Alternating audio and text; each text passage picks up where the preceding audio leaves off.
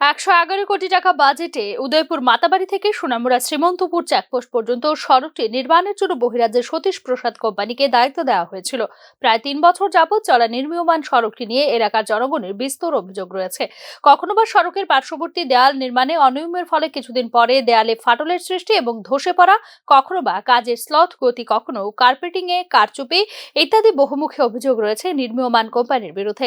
বর্তমানে সোনামুড়া সংহতি সেতুর দক্ষিণ পাড় থেকে রবীন্দ্রনগর শান্তিপল্লী পর্যন্ত চলছে পেজ ঢালাইয়ের কাজ। এ ব্যাপারেও কাজের গুণগত মান নিয়ে অনিয়মের অভিযোগ রয়েছে এলাকাবাসীর। তাদের অভিযোগ, কোনো দুরভিসন্ধির কারণে রাতের বেলায় কোনো রকম ভাবে পেজ ঢালাইয়ের কাজ ছেড়ে ফেলা হচ্ছে। গতকাল রাতেও এই এলাকাতে চলে পিচ ঢালাইয়ের কাজ, কিন্তু সকালে ২-৪টে যানবাহন চলাচলের পরে ধীরে ধীরে সড়ক থেকে উঠে যাচ্ছে পিচ ও পাথর। কালকে রাত্র প্রায় 11টার পরে কাজ করে কেন ওই অংশটা গত পরশুদিন রাত্রেবেলা রাত্রে 11টার পরে করা হয়েছে। তাহলে আপনাদের অভিযোগ হইতেছে রাত্রেবেলা কাজ করতেছে, যে তার লেগে এরকম হইতেছে না? হ্যাঁ, রাত্রেবেলা যদি কাজ করে যাতে তারা ডুপ্লিকেট করিয়া যাইবই, আর দিনের বেলা যদি করে তাহলে মানুষের কেউ না কেউ চৌকে পড়বো, ডুপ্লিকেট কাজটা করতে পারতো না।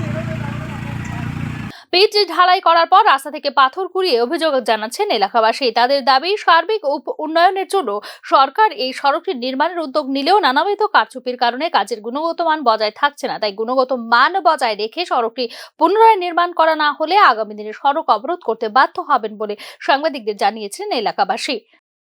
এইভাবে ডুপ্লিকেট কাজটা করছে, এটা যাতে উড়াইয়া সুন্দরভাবে যাতে করিয়া দেয়।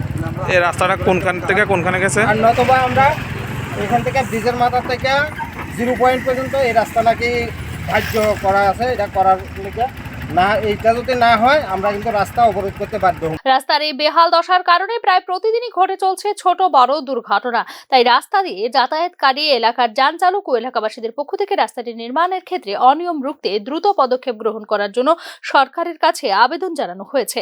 Bureau report, news now.